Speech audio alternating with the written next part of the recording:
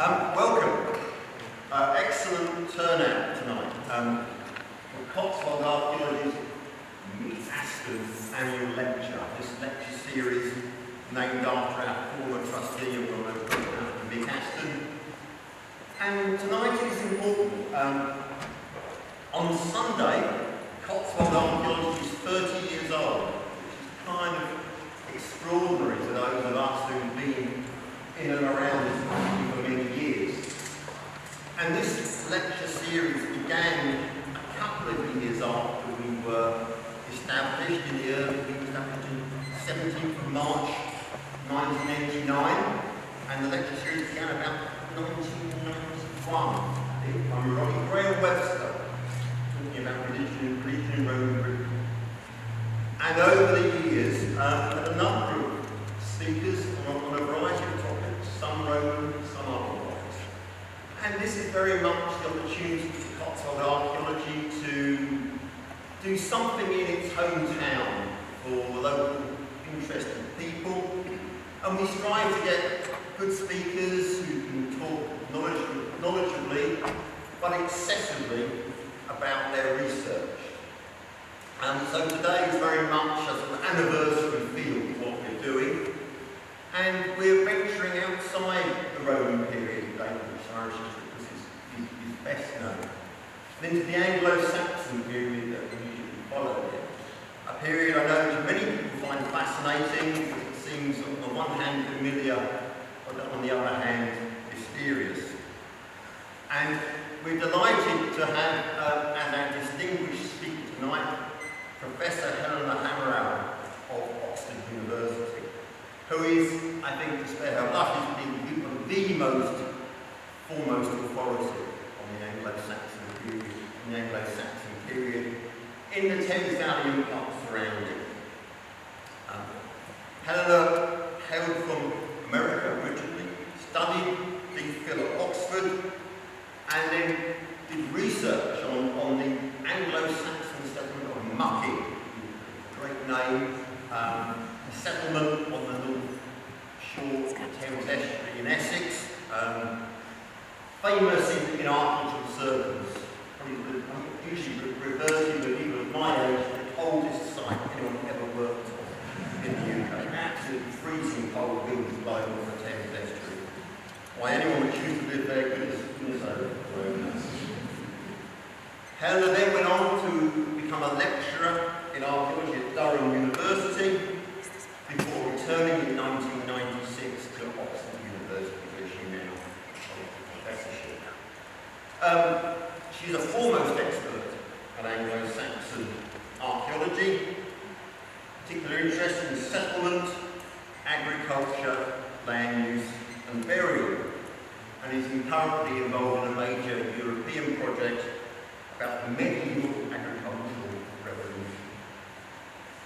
Tonight she's going to talk about the origins of Wessex, and perhaps we might debate early on whether Cirencester is part of Wessex or Mercia. I've always thought we were in Mercia, but we tested in the early stages and we'll have to talk about that. So tonight Helen's going to talk about the origins of Wessex, identity in the Upper Thames Valley between the 5th and the 7th centuries AD.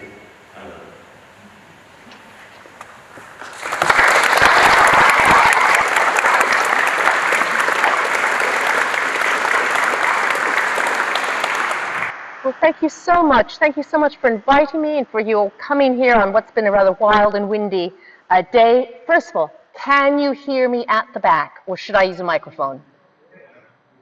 Sorry, was that use a microphone. Is that better? Yes, great. Okay.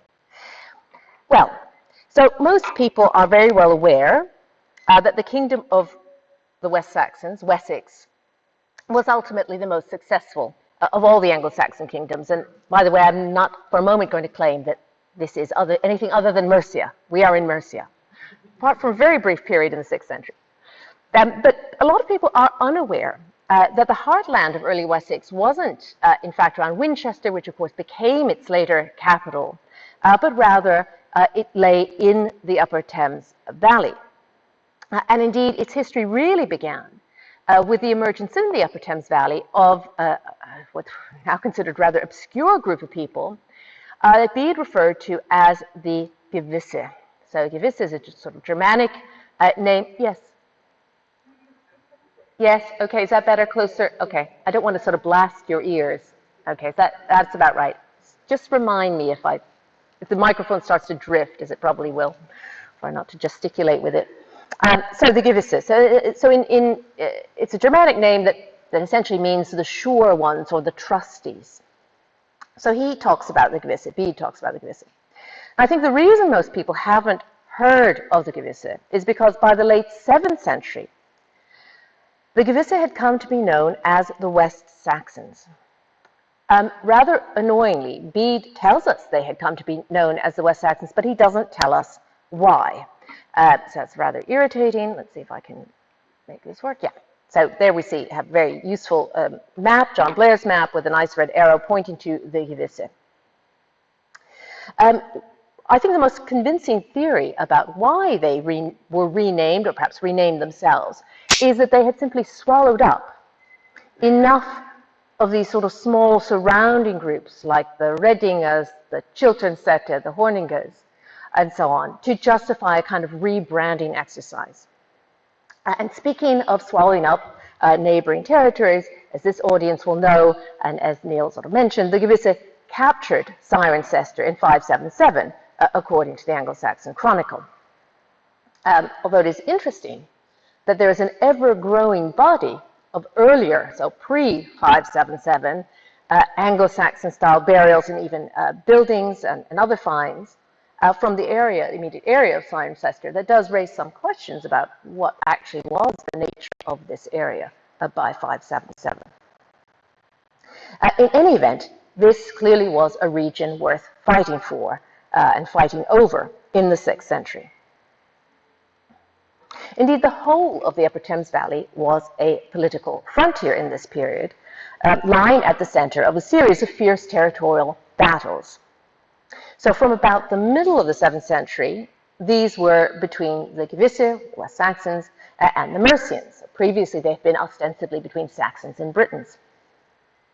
Indeed, the Mercians, of course, famously snatched Cirencester back from the West Saxons in 628. Or in the words of the Anglo-Saxon Chronicle, the leaders of the two sides came to an agreement. If only that were possible today. Okay, that's going to be my only Brexit joke. Okay. Now, political frontiers, of course, tend to produce statements of identity, or flag waving, if you like. And as we'll see, there are some really strident statements of identity kind of inscribed into the archaeological landscape of the Upper Thames Valley. And I think that reveals a lot about the nature of the Gewisse.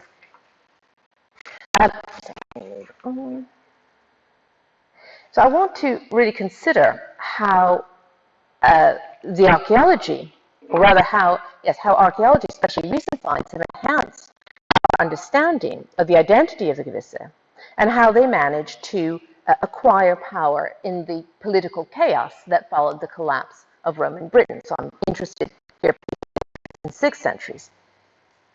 So I'm going to start by reviewing the results of a project that actually was completed some years ago now on the origins of Wessex that I worked on with a couple of colleagues, Chris Ferguson, and someone who I think began his career here at Cotswold Archaeology, John Naylor. I don't know if that's true, but I'm sure he worked here for some years. So the project of Wessex focused essentially on two key questions that you see here. What was the contribution of the Britons to West Saxon identity? And secondly, how did the leading families of the Gewisse, as they emerged, use material culture, use things, and indeed use the landscape itself to legitimate their position? So we approached these two rather difficult questions in the first instance by gathering together a rather large range of archaeological material spanning the really very latest decades of Roman authority, so the very late 4th, early 5th century, to the early decades of the 8th century. So from the final decades of Roman Britain to, I suppose, a period that you might describe as a kind of early West Saxon state. The data, I should say, did not include so-called grey literature, so unpublished excavations, but it did include a very thorough trawl of the database on the portable antiquities scheme, so metal detected finds, some of you will know about. John Naylor was responsible for that.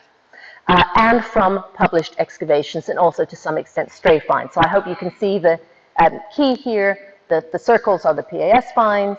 The little grey squares, which might be slightly harder to see, are the excavations. And then you have a series of stray finds and their scale to show how the number of finds. So there's kind of a lot to take in here on this map. And I will sort of talk you through it, but I hope you can see, might be slightly tricky, but I hope you can see that activity is clustered first and foremost along the Thames itself and its major tributaries and confluences, and to a slightly less obvious extent along certain Roman roads. You will also, I hope, be able to see that there are a number of hotspots, areas where an awful lot seems to be happening. Now, many of these hotspots came as absolutely no surprise. We've known for many years that the area around Abingdon, for example, Dorchester on Thames, Ensham, all these places had attracted a lot of early Anglo-Saxon activity, and of course all of them became important early Christian centres too. So it wasn't that surprising to see that there was an awful lot going on around those places. But the map also revealed some previously unrecognized concentrations. There are actually rather a lot of them, most of which we really don't understand very well. But it includes two that are circled here. Of course, this region, the stretch of the river broadly from sort of Cricklade to Lechlade kind of area. And also, the smaller circle is around a place called West Hannay, which I have to admit, until relatively recently, I'd never even heard of, but it produced all these PAS finds. And I will talk about West Hannay a little bit later on. So I just want to say a little bit more first about these uppermost reaches of the Thames and what we can say about that from this sort of data. Well, none of this will come really as news to most of you, but of course Lechlade, just like Abingdon and Dorchester on Thames in particular, lies at an important river crossing. Now, early medieval written sources indicate very clearly that river crossings were places where battles happened, where peace was made, where assemblies were held, and all sorts of important events regularly took place. All sorts of assemblies, 100 meetings and this sort of thing. So these sorts of crossings, river crossings, created a kind of bottleneck where travelers, merchants, and so on would congregate and would encounter one another. So in a sense, seeing hotspots at these important crossings, again, isn't in itself surprising, but it was rather nice to see, thanks largely to the PAS data, how clearly some of these crossings come out as being important. I should say, this really underplays the number of find spots in that Lechlade to Cricklade zone. That is really a product of the way in which PAS finds are recorded, how the spatial data is recorded. Actually, there's an awful lot going on in that stretch of the river in this period. I will say more about that a little bit later. Now, we don't only have PAS finds, of course, from the Upper Thames Valley, and indeed from the uppermost reaches of the Thames Valley. We have increasingly Anglo-Saxon style burials, Anglo-Saxon style buildings, and other forms of material culture being uncovered here. And I am going to talk a little bit more about that, and particularly one site, Horcock Quarry, a bit later. But all that is based largely on published work, and I did want to show you one unpublished map that I can guarantee no one here has seen before, because it's based on very recent work by an Oxford DPhil student who just finished, submitted, in fact, and was examined, Adam McBride. And he did a very detailed study of the distribution of Anglo-Saxon burials and objects in the Upper Thames Valley. And this is a map, let me just sort of try and talk you through it, as it were, that highlights using what's called kernel density analysis. So it sort of weights the importance of sites based on the numbers of burials and so on for the 6th century. So I think even at the back, I hope even at the back, you'll be able to see, obviously, Cirencester there, number 1, Fairford, Lechlade, and so on. And what, the key point to make here is that in terms of sheer numbers of burials, and we'll consider what those burials contained later, but in terms of sheer numbers of burials and numbers of large cemeteries, there are two very obvious concentrations.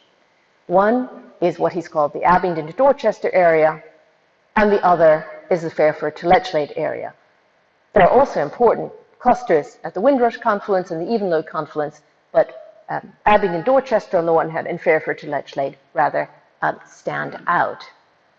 Now, of course, the size of these cemeteries is to some extent conditioned by how much was actually excavated. But even taking that into account, I think he's produced a rather convincing map here.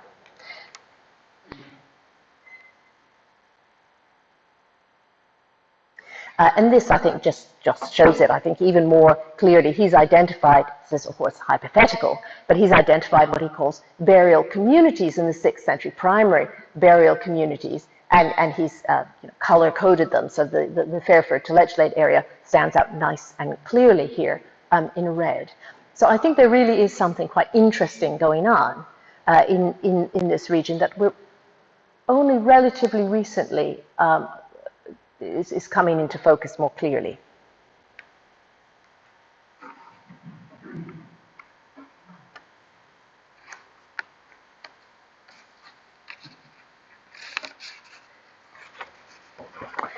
So,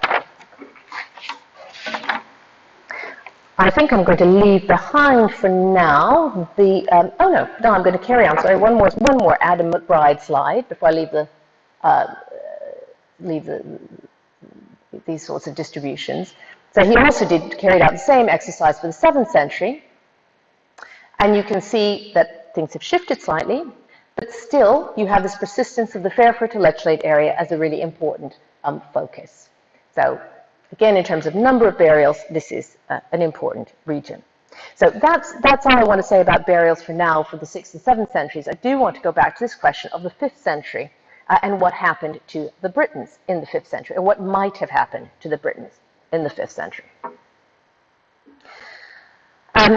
Written sources indicate, narrative sources like Bede, Anglo-Saxon Chronicle, and so on, indicate that the Upper Thames Valley saw a really significant degree of British survival. Indeed, famously, the names of several of the founding fathers of the West Saxons point to British origins. Probably the most famous of these characters is Cerdic, or to use his Brittonic name, Caradoc. Now, of course, he's one of these sort of legendary, semi-mythical characters. It's not absolutely clear who they thought, who they were really referring to. Is it Caraticus? Is it someone else? Anyway, but the name Cerdic is clearly flagging up British roots. And as we see here in this quote from Barbara York, the claim that the West Saxon royal house was descended from Cerdic seems to embody a willingness to claim descent from a former British hero and so acknowledge a British contribution to West Saxon identity. That I would say not just a willingness, but quite an enthusiasm to highlight this genealogy, these sort of British roots. This suggests to me that some Britons, some high-status Britons, somehow became incorporated into Anglo-Saxon genealogies, so Anglo-Saxon kinship networks.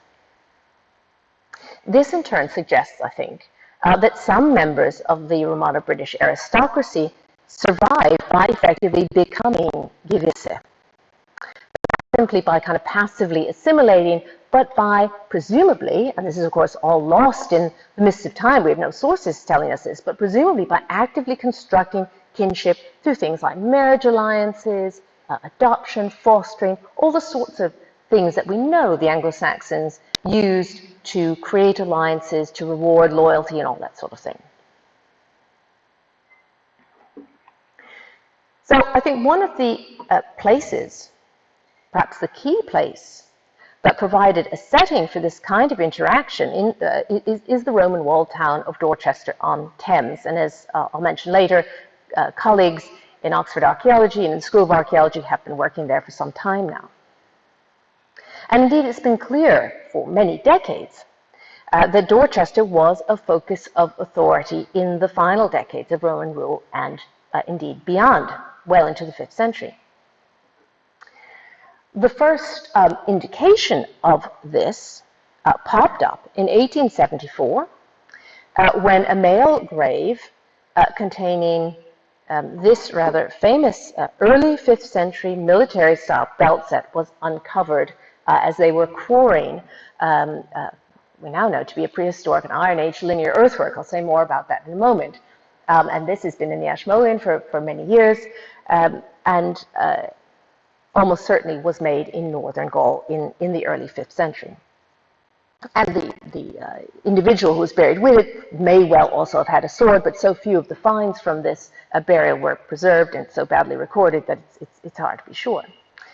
So around the same time as this individual was uncovered, so this is just south of the Roman town, I'll show you exactly where in a moment, two more or less contemporary, that is early 5th century female burials were also uncovered. One, we think, more or less from the same spot as the male burial, the other to the north of the town. And what was so interesting about these female burials, apart from the fact of the early 5th century, is that they contained an intriguing mixture of Romano-British and Germanic dress items. Now, just to show you where exactly these these objects came from, so we think the belt set in one of the females came from this part of this remarkable linear earthwork. Very little of it sadly survives because, of course, so much of it was quarried away in the 19th century. But we think they came from, these two burials came from more or less this area. There, of course, is the Roman town. When they were uncovered, of course, they were promptly dubbed a nest of Saxon pirates. These burials prove that there were Saxon mercenaries, Saxon pirates in Dorchester at the end of the Roman period.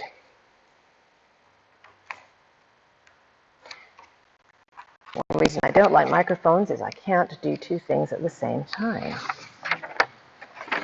So nowadays, most archaeologists would accept that there is in fact nothing inherently Germanic or Saxon about burying a belt or indeed weapons with men in this period, in the early 5th century. Lots of weird and wonderful things were happening with burial rites in the very late Roman period, and burying men with belts and other accoutrements was one of them. So this idea that they couldn't possibly be Roman because they have, they're furnished, they have their clothes and so on. Now I think we're quite confident that's not the case. But I think it is the presence of the women wearing distinctively Saxon, if you like, costume at the same time in the same place does, I think, tend to support the view that in this case there were Germanic weapon bearers, if you like, and their families in Dorchester in the early to middle decades of the 5th century. Now, in 2010, there was a new find. Sorry, I'm just going to show you an aerial photograph of the site so you can see what remains of the earthwork, this double-ditched linear earthwork, and where it has been quarried away. So we think the original belt set came from somewhere around here. Sorry, I've got it the wrong way around. This side. So there's the Roman town up here. So probably came from around here. Now, in 2010, a remarkable find was made, really thanks to a sad story, which involved one of these guys chasing a rabbit down a hole and I'm afraid not coming back out again. And as a result, the then landowner brought in a mini digger and whacked a rather large hole into the scheduled ancient monument, which turned up the remains of several more very late Roman, post-Roman burials. So some bones with copper alloy staining and so on. So colleagues from Oxford Archaeology and from the School of Archaeology went out, started sieving through the spoil, and retrieved this. So part of another very late Roman, indeed early 5th century belt set, almost certainly made in a workshop in northern Gaul, even finer, if I may say, than the original 1874 find, now also on display in the Ashmolean, and almost certainly associated with it the head of a very small throwing axe. And as I said, the remains of several more burials, including an adult male who we presume was the individual associated with these finds. So straight away we know that that 1874 burial, the guy with the famous belt set, was not a one-off. He had not just been inserted into the Dyke Hills as a one-off event. There are other burials there, including others with this with these impressive belt sets.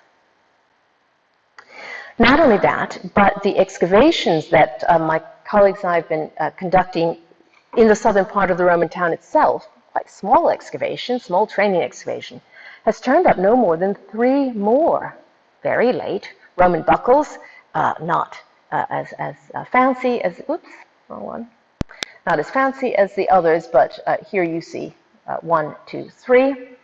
So when we combine it with the other finds, we now have 6 of these very late, on the whole, not particularly common buckle sets coming from Dorchester on Thames. So I think taken together, and there is some contextual information as well, but taken together, I think these finds demonstrate beyond any reasonable doubt the existence at Dorchester, at the very end of Roman Britain and beyond, of a dominant military group. This group buried its dead in this really rather exceptional and ostentatious way in the Iron Age earthworks, and included women, and so presumably also men from more or less northern Germany. Now, we did conduct some isotopic analysis on the individual who we think was associated with the belt set that came up in 2010, and that has demonstrated certainly that he is not local, that he is probably not British, but as is so often the way with isotopic analysis, identifying exactly where he came from is trickier, and I think I'm not going to speculate here. I mean, there are various possibilities.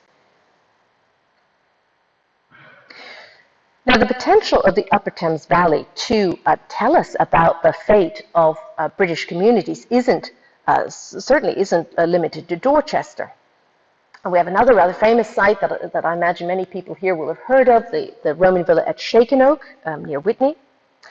And at Shakenoak were excavated not, of course, only the villa buildings, but associated with this, what had become a derelict villa building, a series of burials. Sorry, this is upside down. I keep meaning to change it, but I never do. There's a series of burials both within and aligned on this building, mostly male.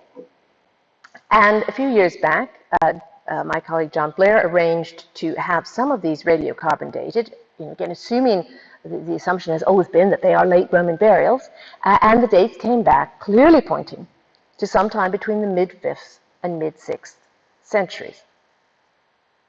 So that immediately raised the possibility, and indeed, I'd be inclined to say likelihood, given that these are unfurnished burials, so they're buried in a late Roman manner. There was nothing to indicate that these were anything other than ordinary late Roman burials until the radiocarbon dates came back.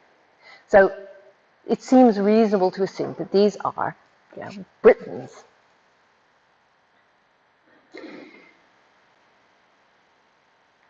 Two other, much more recently excavated late Roman cemeteries, let's just say cemeteries, two other cemeteries in the same region have been excavated more recently. The sites at Tubney in Oxfordshire and Horcott Quarry in Gloucestershire.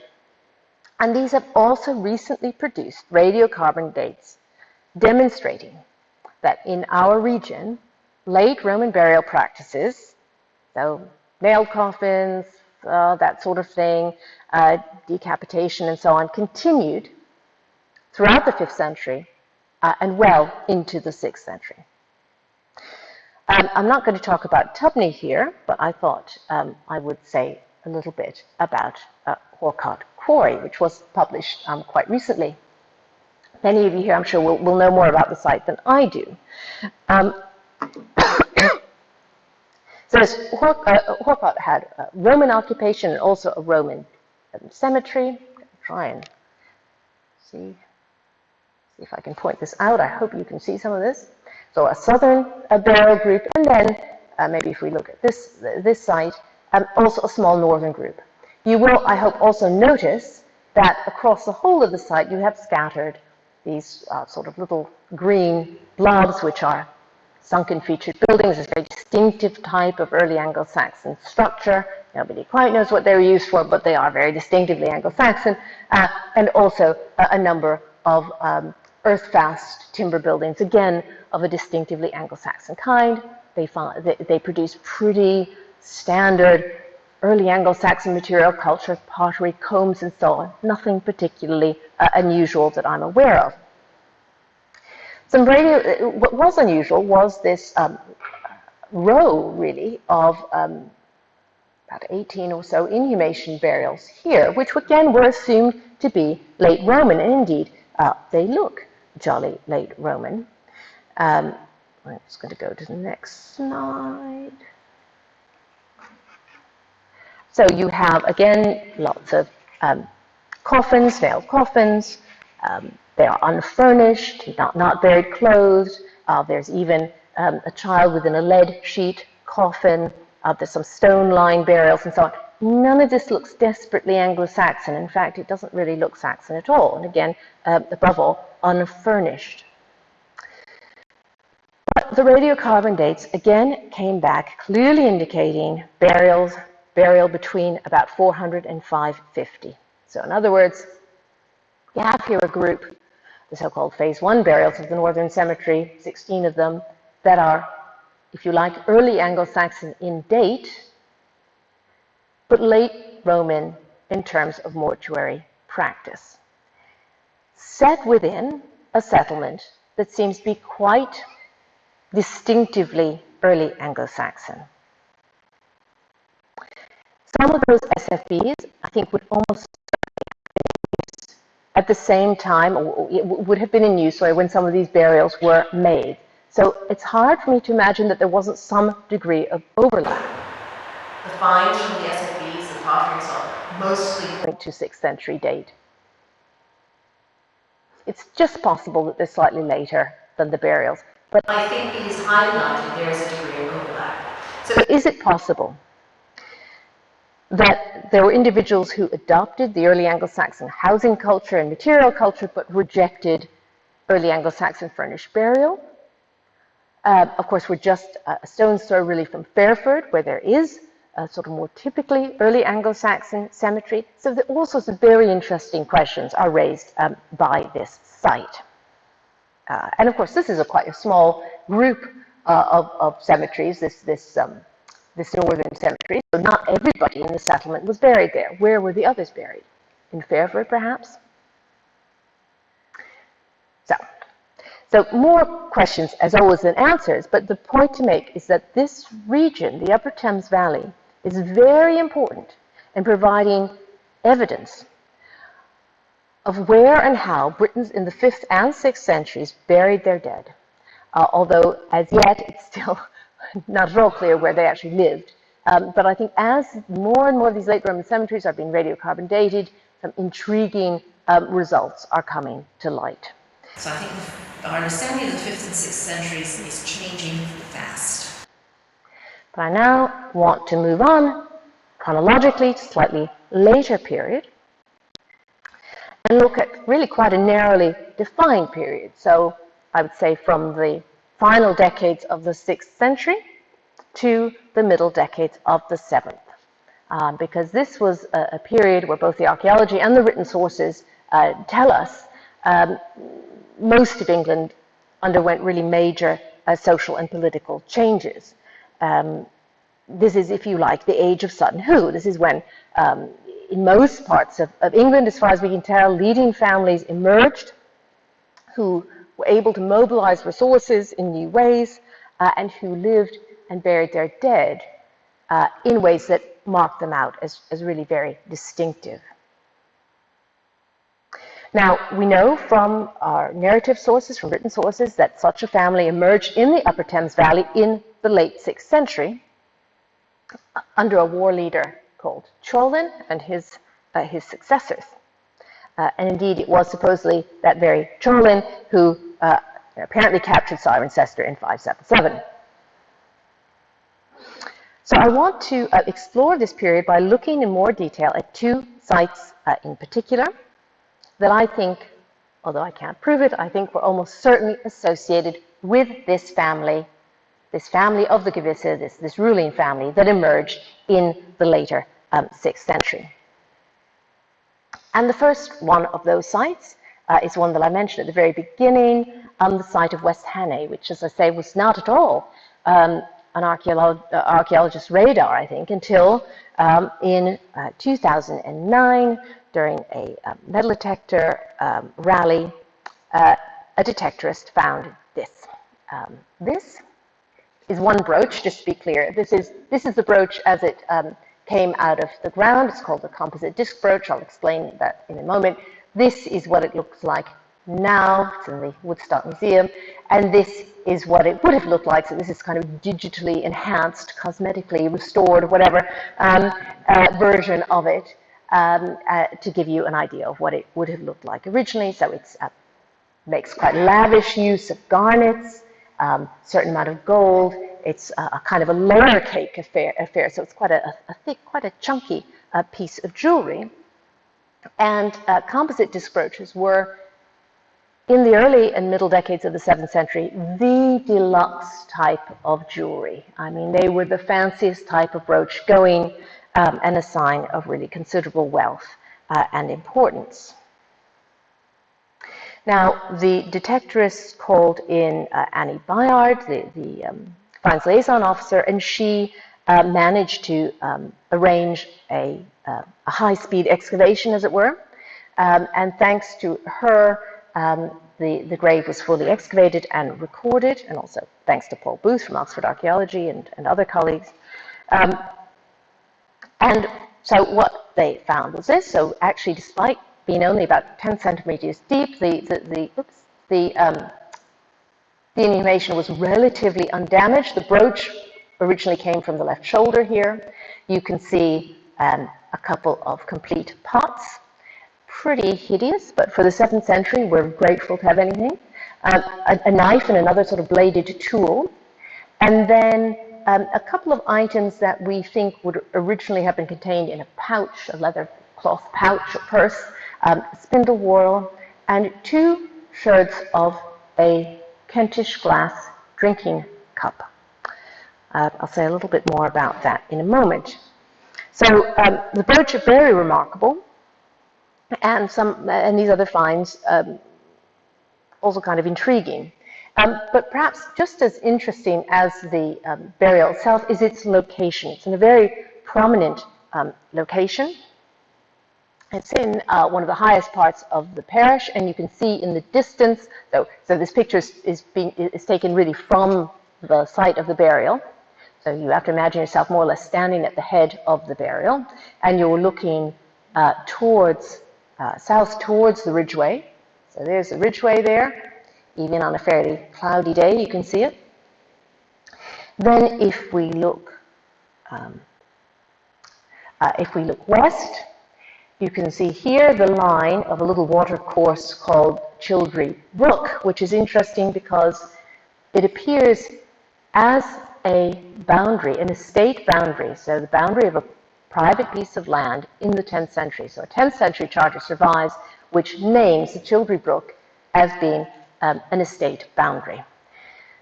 It's probably not, I think, too fanciful to imagine that it may already have been regarded as a significant boundary in the mid-7th century, which is when our burial, when the lady who was buried there died.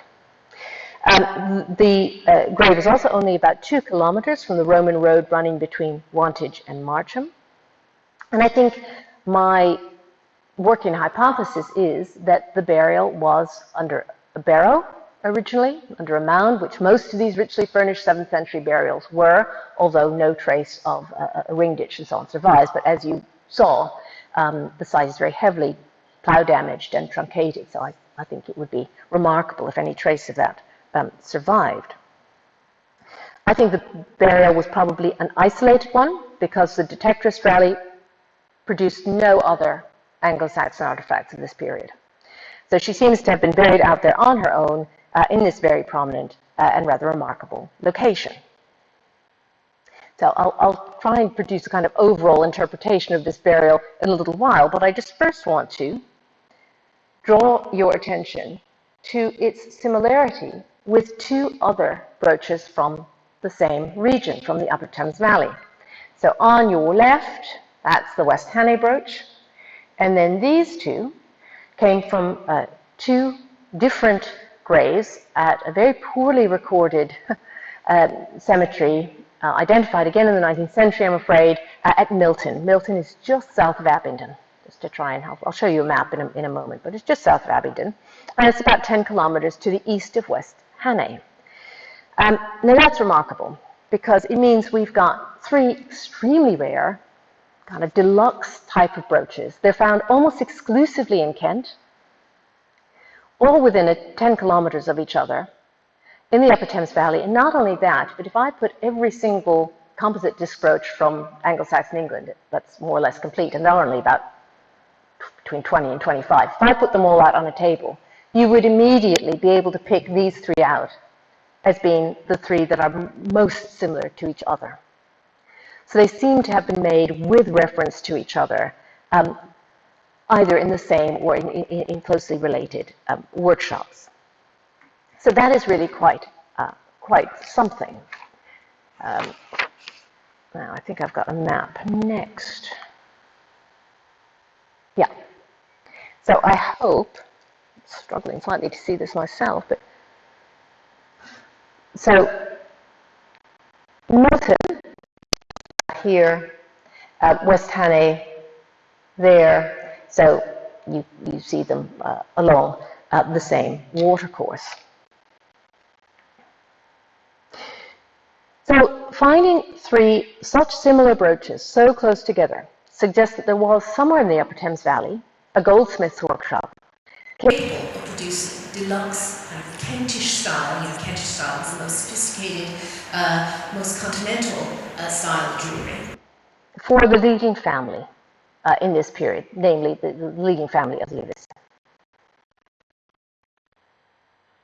Now what this map shows, and again this is the result really of John Naylor's work done a few years ago, is the distribution in the Upper Thames Valley of objects made at least partly or completely of gold, of silver, and imported objects.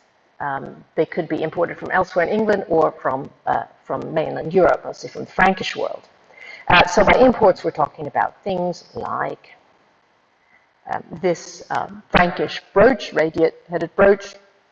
I'm sorry it's not in color, but if it were, you could see it has traces of gilding and it's inlaid with garnets. This sort of thing arrived in Kent, not infrequently, but you sure don't find them very often in the Upper Thames Valley. So that's 6th century, but the Abingdon area continued to get a lot of imports right through into the 7th and 8th century, so things like this rather hideous stuff called Ipswich ware, which at least outside of East Anglia is found primarily in high status sites, quern stones imported from the continent. So they're getting imported goods, almost, I would say, almost have not quite a monopoly, but certainly have preferential access to precious metals and to imports over quite a long period of time, over several centuries. I'm just going to go back to this map. Just to, again, orient ourselves a little bit. So, I need my specs for this. So again, to remind you, the Milton burials are just here by this site, Sutton Courtenay, just south of Abingdon, which again you can see is a little bit of a hotspot for precious metals. But what is particularly interesting is that from Sutton Courtenay, detectorists recovered evidence of not only gold jewelry, but as you'll see later on, bits of gold solder, droplets of gold solder, cut gold sheet. And I think if I had to bet on it, I would bet that at Sutton Courtenay was a goldsmith's workshop in the 7th century capable of producing the brooches at Milton and possibly the one at West Hannay. So I well have an important goldsmith's workshop there at Sutton Courtenay.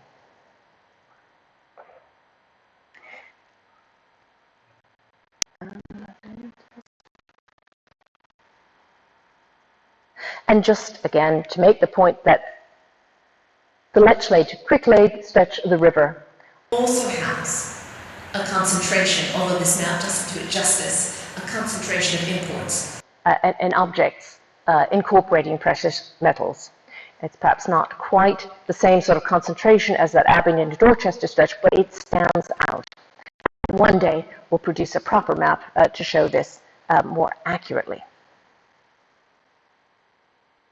So to try and kind of put some of this together for the 7th century, we have richly furnished burials like the one at West Hannay. Mostly they're females, richly furnished, isolated burials, which overlooked long-distance roadways, lay near territorial boundaries, contained objects associated with what you might call court culture in the 7th century. So a nice glass cup for drinking wine, the composite disc brooch, which was had seen a bit of parting when it was buried. It's been repaired a few times, and so on.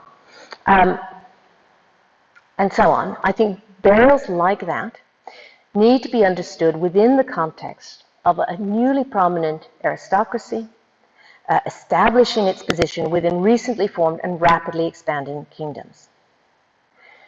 So we get them in the Upper Thames Valley, but we also get similar burials elsewhere in England at this time. So it's part of a wider phenomenon. Then we have the question of where did these families, the families at the apex of this new political structure, where did they actually live? And that brings me to the second site I want to talk about, and that is the site of Sutton Courtenay, which I've mentioned before, or more properly, Sutton Courtenay Drayton, because it actually straddles a parish boundary. And I have to be very careful when I talk about the site in the area around Sutton Courtenay Drayton, because if I call it Sutton Courtenay, which I tend to do for short, people from Drayton get very cross, but I hope you'll forgive me if I just call it Sutton Courtenay. So Sutton Courtenay, just south of Abingdon, just across the river from Abingdon, very famous site because it was the first Anglo-Saxon settlement to be recognized as such and to be excavated more or less systematically by E.T. Leeds way back in the 1920s. But then in the much later, in the 1970s, this crop mark site was identified. And you can see, I hope, a barrow cemetery, very clearly the remains of several Bronze Age barrows, a cursus monument. But then also, I hope you can see a series of rectangular features, which Benson and Miles, and then later Sonia Hawkes, identified as likely Anglo-Saxon buildings. I guess the clearest one on this slide is here. There's actually another one hiding here, and then I hope you can see a few more here, clearly in a moment. And they speculated, or hypothesized, that this was a complex of Anglo-Saxon great halls. And then in the 1990s, some detectorists uncovered a whole bunch of stuff from adjacent fields. I'm only showing you a very small selection, but, oops, sorry, back. So objects, first of all, a pair of 6th century saucer brooches and quite a lot of other 6th century finds that suggest that there was a 6th century cemetery here.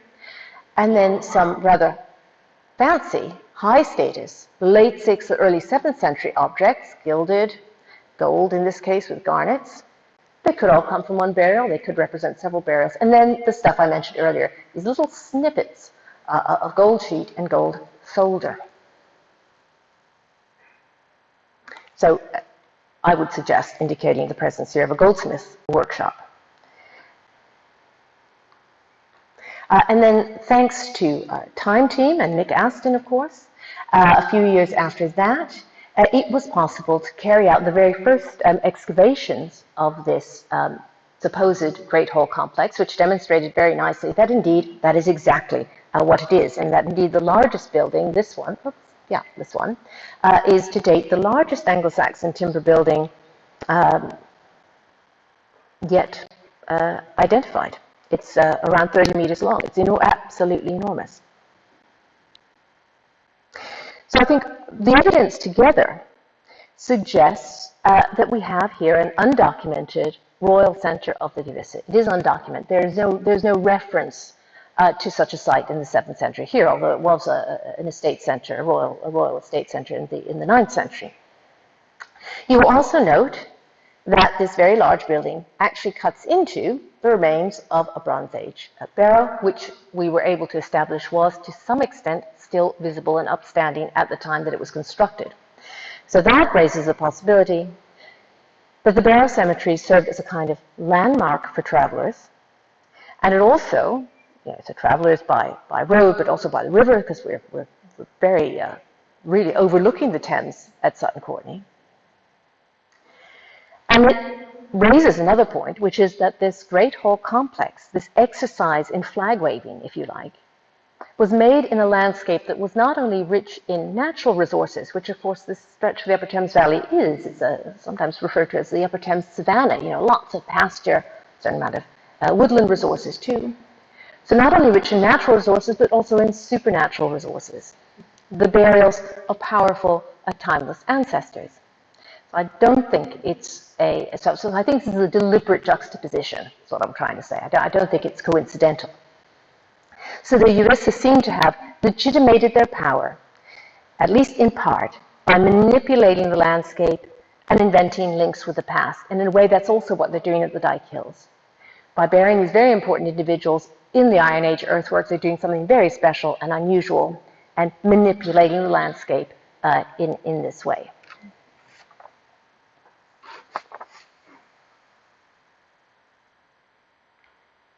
So, now maybe I'll save that for a minute. I think, really to conclude then, all sorts of new work and new discoveries are bringing more clearly into focus a series of archaeological hotspots right along the Upper Thames Valley, most of which we really have only begun to explore. Actually, some of which we haven't really begun to explore at all and are really remain rather mysterious. But amongst those, some of the most important are around Abingdon and, of course, around Lechlade.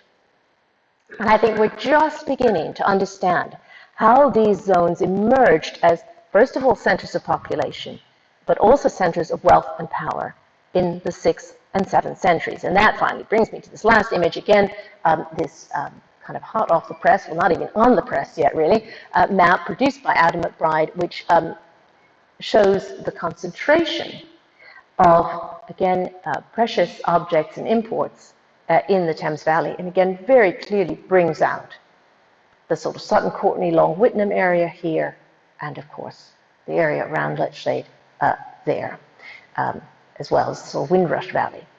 So that in the middle of the 7th century, so at the time sort of contemporary with the Sutton Courtenay Great Halls and West Hannay, we see this very clear concentration of wealth and power, and of course population in these very particular segments of the Upper Thames Valley.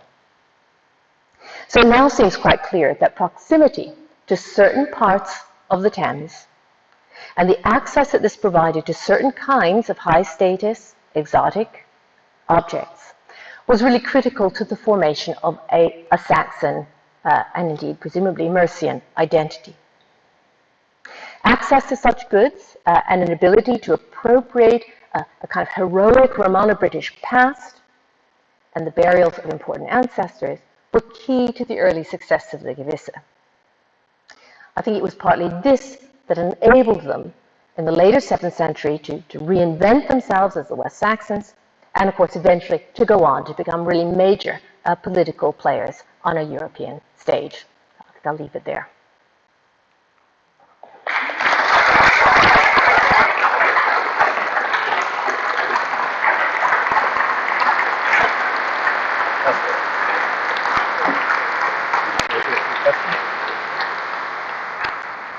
Well, thank you, Helena. That was a fantastic account of a period which if you're anything like me, you know very little about really. As a prehistorian, I was particularly pleased to see that the Neolithic and Bronze Age was well represented in the ancestry of our Anglo-Saxon and 6th and 7th century folks, which was absolutely fantastic. Now, I'm sure Helena's raised one or two questions in your mind, and we're happy to take one or two. If you put your hand up, I can bring the microphone over if you'd like to ask some things. We come into the middle here. We're going to have to run about a bit with the microphone, we've only got one. Looking at the wealth that was developed then, is it not possible that a lot of this wealth was developed locally? Because we're not a million miles from the gold mines in Wales. And I'm sure that there was local artistry available to make these artifacts. Well, so you mean specifically for the kind of Lechlade, that sort of zone around? So, thank you. Run about now. Thank you. Yeah, so it is very interesting. Where is that wealth coming from? What is creating that nexus? Of course, it is also the issue of the salt wave and Droitwich, which of course has great importance. We know not long after this period, by the 7th century, almost certainly already important. So that's also an important potential commodity. I think the objects, and certainly the imports that we're getting in this period, are not really coming from the West, but they are coming from Kent, from Eastern England, but particularly from the Frankish world, from the other side of the Channel.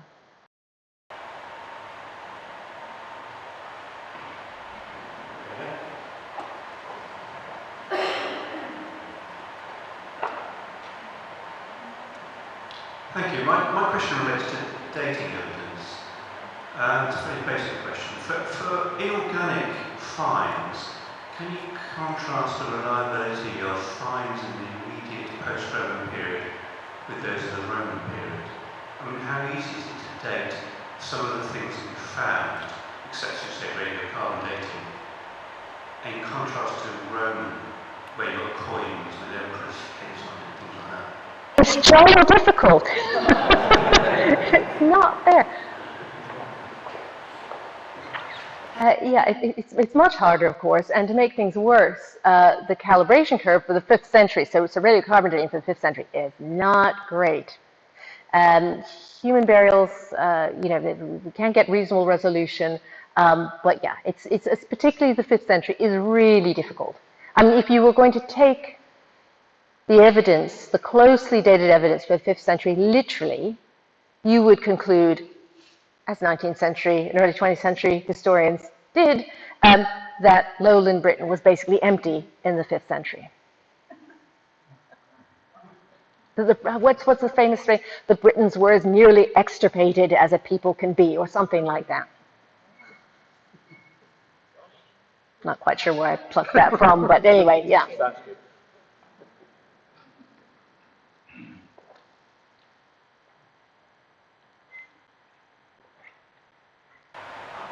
Is the implication of what you're saying is that Lechlade and the Southern Courtney are part of a single political entity? And if so, what period?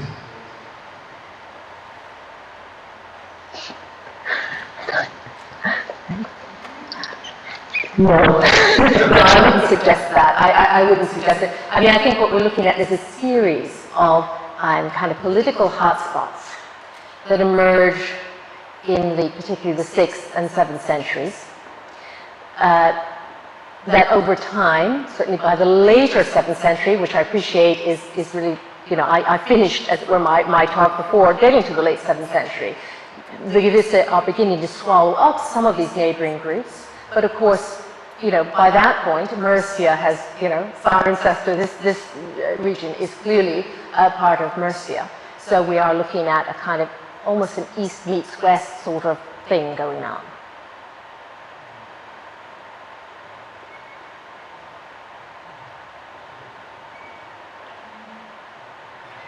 Helena, when you put your first slide up with the past finds in, as someone who lives about half an hour to the southeast of here, the thing that struck me was not the concentrations around the Thames, but the amount of stuff in the Berkshire Downs. Could you just say a little bit about how that fits in with Like for about an hour's worth or something.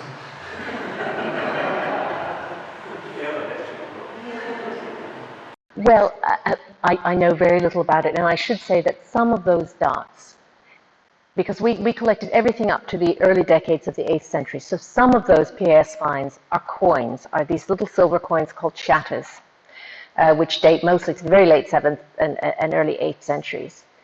I have a feeling some of the Berkshire Downs finds might be shatas, but John Naylor, I know, has been working on Berkshire Downs PAS finds more recently.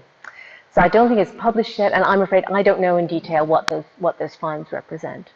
But I have a feeling some of them are shatas rather than 5th and 6th century stuff.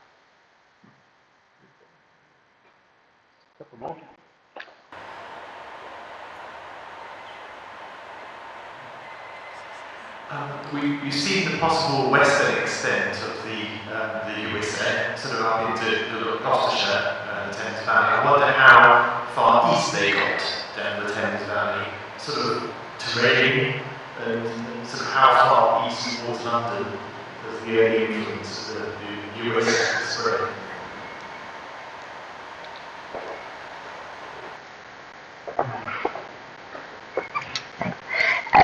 I suppose it depends by early influence. So I guess, do you mean before they sort of became the West Saxons, as it were?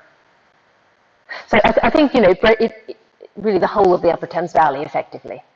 So, up to the Goyne Gap, but not beyond. Eventually, obviously, the West Saxons take over more or less everything. But for this early period, yeah, the concentration really stops not long after Wallingford, really, in terms of finds and hotspots of activity. One more question? Okay, one more, then we'll wrap things up.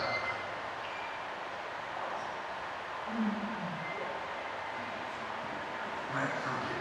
I was interested in what you said about the hierarchical nature of the society.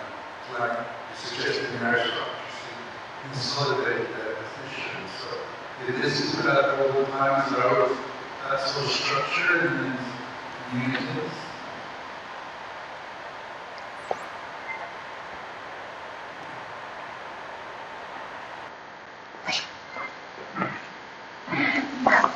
Well, I don't think early Anglo-Saxon societies, if we're talking about 5th, 6th centuries, were ever, really egalitarian. They all had slaves and so on. But what we see beginning really at the very end of the 6th century is the emergence of certain families, if you like, dynasties, that seem to be able to, as I said, sort of mobilize resources and kind of articulate these social relationships in different ways so that people kind of owe these families tribute, hospitality, gifts, and so on, and they're in turn providing protection and so on.